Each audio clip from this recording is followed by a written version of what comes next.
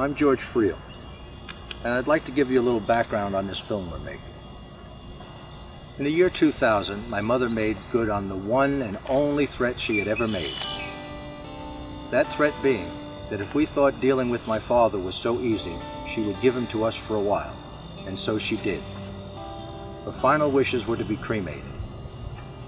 However, when the funeral director informed us that Mom was so tiny they didn't have enough material to start a good fire, we found good reasons for the traditional burial.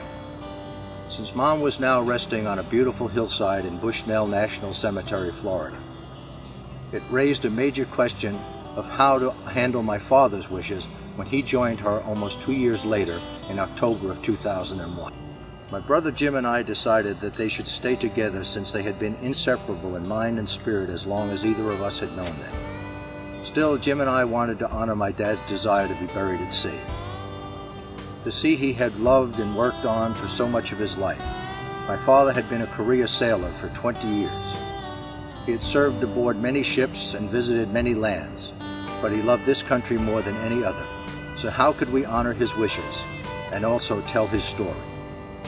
This movie is our attempt to do just that, and by extension, tell the story of all those other unsung heroes.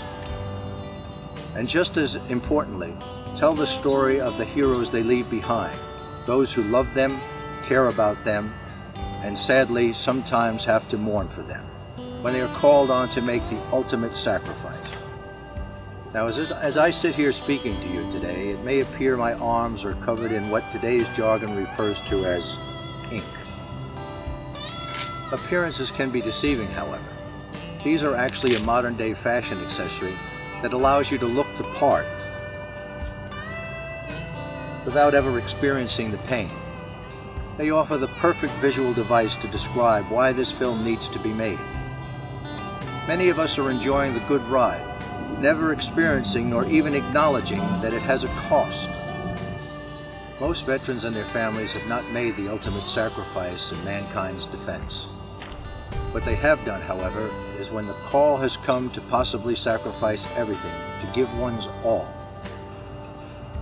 they have stood up and answered, yes, we will serve a cause greater than ourselves. So this is why we make this film, A Ride to Grateful, a motorcycle odyssey, a cross-country journey beginning at the events of Pearl Harbor on December 7th, 1941. The return of our father's DNA to the Pacific Ocean, where his love of the ships and the sea began, then a ride through California, where my story began. Heading east, we will share his story and those of others we meet along the ride.